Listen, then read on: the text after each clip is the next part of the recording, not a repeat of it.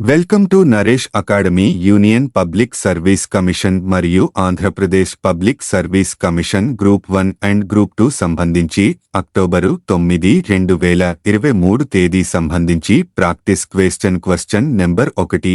మలేరియాకు సంబంధించి క్రింది ప్రకటనలను పరిగణించండి. 1. ఇది ప్లాస్మోడియం పరాన్నజీవుల వల్ల కలిగే తీవ్రమైన జ్వర సంబంధమైన వ్యాధి. 2. మలేరియా అంటువ్యాధి మరియు ఒకరి నుండి మరొకరికి వ్యాపిస్తుంది. 3. ఇది ఆడ అనాఫిలిస్ దోమల కాటు ద్వారా వ్యాపిస్తుంది. పైన ఇచ్చిన స్టేట్మెంట్లలో ఎన్ని సరైనవి? ఏ ఒకే ఒక్కటి, బి కేవలం 2, సి 3, డి ఏదీ లేదు. జవాబు బి. వివరణ: మలేరియా అంటువ్యాధి కాదు మరియు ఒకరి నుండి మరొకరికి వ్యాపించదు. సందర్భం: ఆక్స్ఫర్డ్ విశ్వవిద్యాలయం అభివృద్ధి చేసిన మలేరియా వ్యాక్సిన్ R21 మెట్రిక్స్ థేమ్ పూణేకు చెందిన సీరం ఇన్స్టిట్యూట్ ఆఫ్ ఇండియాచే తయారు చేయబడింది మరియు ఆఫ్రికాలోని మాలి, బుర్కినా ఫాసో, కెన్యా మరియు టాంజానియాలోని 4 దేశాలలో 5 సైట్లలో 10-3 ట్రయల్లో పరీక్షించబడింది. అక్టోబర్ 2న సిఫార్సు చేయబడింది కానీ ఇంకా ప్రీక్వాలిఫైడ్ కాలేదు. Question number 2. ఇండియన్ టెరిటోరియల్ ఆర్మీకి సంబంధించి కింది వాటిలో ఏది తప్పుగా ఉంది? 1. ఇది భారత సైన్యానికి చెందిన సహాయక సైనిక సంస్థ. 2. టెరిటోరియల్ ఆర్మీ యూనిట్లు సున్నితమైన ప్రాంతాలలో సరిహద్దు మౌలిక సదుపాయాల ప్రాజెక్టులకు రక్షణ కల్పిస్తాయి. దిగువ ఇచ్చిన కోడ్ని ఉపయోగించి సరైన సమాధానాన్ని ఎంచుకోండి. ఏ ఒకే ఒక్కటి, బి కేవలం 2, సి 3, డి ఏదీ లేదు. సమాధానం డి. వివరణ: 2 ప్రకటనలు సరైనవి. Question number 3. Indo-Tibetan border police ITBP ప్రస్తావనతో కింది వాటిలో ఏవి తప్పుగా ఉన్నాయి? 1. ఇది ఇండోచైనా సరిహద్దు వెంబడి మోహరించిన సెంట్రల్ ఆర్మ్డ్ పోలీస్ ఫోర్స్. 2. ఇది రక్షణ మంత్రిత్వ శాఖ కింద పనిచేస్తుంది. దిగువ ఇచ్చిన కోడ్ని ఉపయోగించి సరైన సమాధానాన్ని ఎంచుకోండి. ఏ కేవలం 1, బి కేవలం 2, సి 1 మరియు 2, డి 1 లేదా 2 కాదు. సమాధానాలను తనిఖీ చేయండి. జవాబు బి. వివరణ: స్టేట్మెంట్ 2 తప్పు. ఇండోచైనా యుద్ధం తర్వాత 1962లో ప్రారంభం. IBF Indo-Tibetan border police force act 1992 కింద ఒక సెంట్రల్ ఆర్మ్డ్ పోలీస్ ఫోర్స్. ఇంతకు ముందు CRPF చట్టం ప్రకారం నోడల్ మంత్రిత్వ శాఖ హోం వ్యవహారాల మంత్రిత్వ శాఖ. ప్రత్యేక పర్వత దళం అనేక మంది సభ్యులు శిక్షణ పొందిన పర్వతారోహకులు ఇండోచైనా సరిహద్దు వెంబడి మోహరించారు. సందర్భం: ఇండో-టిబెటన్ బోర్డర్ పోలీస్ ITBP కేంద్ర హోం మంత్రిత్వ శాఖ యొక్క 2022 నుంచి 23 వరకు వార్షిక నివేదికలో వెల్లడించిన విధంగా చైనా సరిహద్దు వెంబడి అధిక నిఘాను నిర్వహిస్తోంది మరియు సాధారణ గస్తీని నిర్వహిస్తోంది. Question number 4. గంగా నది డాల్ఫిన్కు సంబంధించి క్రింది ప్రకటనలను పరిగణించండి. 1. గంగా నది డాల్ఫిన్లు మంచినీరు మరియు ఉప్పునీరు రెండింటిలోనూ జీవించగలవు. 2. గంగా నది డాల్ఫిన్లు వేట కోసం అల్ట్రాసోనిక్ శబ్దాలను ఉపయోగిస్తాయి. 3. International union for conservation of nature IUCN ప్రకారం గంగా నది డాల్ఫిన్ల పరిరక్షణ స్థితి హాని. పైన ఇచ్చిన స్టేట్మెంట్లలో ఎన్ని సరైనవి? ఏ ఒకే ఒక్కటి, బి కేవలం 2, సి 3, డి ఏదీ లేదు. జవాబు ఏ. వివరణ: గంగా నది డాల్ఫిన్లు మంచినీటిలో మాత్రమే జీవించగలవు మరియు IUCN ప్రకారం వాటి పరిరక్షణ స్థితి అంతరించిపోతున్నది. Question number 5. హమాస్కు సంబంధించి ఈ క్రింది స్టేట్మెంట్లలో ఏది తప్పుగా ఉంది? ఇది ప్రాథమికంగా సాయుధ ప్రతిఘటనలో ప్రమేయం లేని రాజకీయ పార్టీ. వెస్ట్ బ్యాంక్ ప్రాంతాన్ని హమాస్ పరిపాలిస్తుంది. దిగువ ఇచ్చిన కోడ్ని ఉపయోగించి సరైన సమాధానాన్ని ఎంచుకోండి.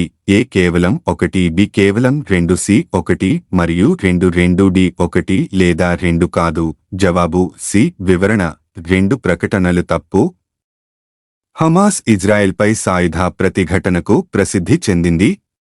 పై ఆధిపత్యం చెలాయించే దాని ప్రత్యర్థి ఫతా వెస్ట్ బ్యాంక్లో పాలన సాగిస్తున్నారు. ఏమిటి హమాస్? హమాస్ పూర్తి పేరు హర్కత్ అల్ ముఖావమా అల్ ఇస్లామియా. పాలలో 2 రాజకీయ పక్షాల్లో ఇదొకటి.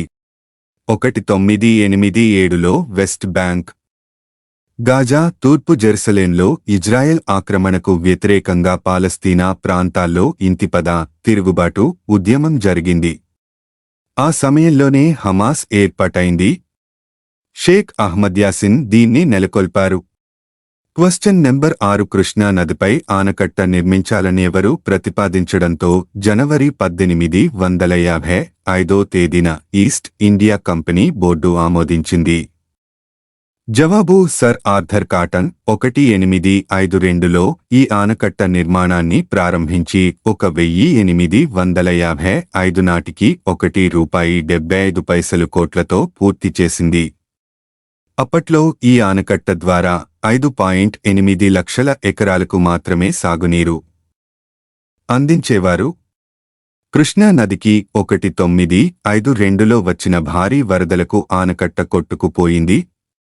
ఈ నేపథ్యంలో ఆనకట్ట స్థానంలో ఫిబ్రవరి 1954 13వ తేదీన బ్యారేజీ నిర్మాణాన్ని అప్పటి ఆంధ్ర రాష్ట్ర ముఖ్యమంత్రి టంగుటూరి ప్రకాశం పంతులు ప్రారంభించారు. ఈ బ్యారేజీ నిర్మాణం డిసెంబర్ 1957 24వ తేదీకి పూర్తయింది. 2.97 టీఎంసీల నీటి నిల్వ సామర్థ్యంతో నిర్మించిన ఈ బ్యారేజీ కోసం ₹2,78,00,000 ఖర్చు చేశారు. బ్యారేజీ ఆయకట్టును 13.08 లక్షల ఎకరాలకు పెంచారు. నీటిని నిల్వతో పాటు వాహనాలు ప్రయాణించేలా రోడ్డు మార్గంతో బ్యారేజీని నిర్మించారు. ప్రకాశం పంతులు పేరు వచ్చేలా ప్రకాశం బ్యారేజీగా నామకరణం చేశారు. క్వశ్చన్ నెంబర్ 7 భారత చెస్ నంబర్ 1గా నిలిచిన యువ గ్రాండ్ మాస్టర్ ఎవరు? జవాబు దొమ్మరాజు గుకేష్. తాజా ర్యాంకింగ్స్ 2758లో రేటింగ్ పాయింట్లతో ఈయన భారత నంబర్ 1గా నిలిచాడు. 1986 జూలై నుంచి భారత నంబర్ 1 కొనసాగుతున్న 5 సార్లు ప్రపంచ ఛాంపియన్ అయిన విశ్వనాథన్ ఆనంద్ 2754 పాయింట్లతో రెండో స్థానానికి పరిమితమయ్యారు. ప్రపంచ ర్యాంకింగ్స్లో వీరిద్దరూ వరుసగా 8, 9వ స్థానాలు దక్కించుకున్నారు. క్వశ్చన్ నెంబర్ 8 జామిలీ ఎన్నికల సాధ్యాసాధ్యాలను పరిశీలించేందుకు ఎవరి నేతృత్వంలో కేంద్ర ప్రభుత్వం ఇటీవల కమిటీని ఏర్పాటు చేసింది? జవాబు మాజీ రాష్ట్రపతి రామ్నాథ్ కోవింద్. ఒకే దేశముకే ఎన్నికలు, వన్ నేషన్ వన్ ఎలక్షన్ తో ఒకేసారి లోక్సభ, రాష్ట్రాల అసెంబ్లీ ఎన్నికల నిర్వహణ సాధ్యాసాధ్యాలపై ఈ కమిటీ అధ్యయనం చేస్తుంది. 2017లో రాష్ట్రపతి అయిన రామ్నాథ్ కోవింద్, ప్రధానమంత్రి నరేంద్ర మోదీ జమిలీ ఎన్నికల నిర్వహణ అభిప్రాయానికి మద్దతు పలికారు. క్వశ్చన్ నెంబర్ 9 సింగపూర్ 9వ అధ్యక్షుడిగా 2023 సెప్టెంబరు 14న బాధ్యతలు చేపట్టిన భారత సంతతికి చెందిన ఆర్థికవేత్త ఎవరు? జవాబు ధర్మన్ షణ్ముగరత్నం.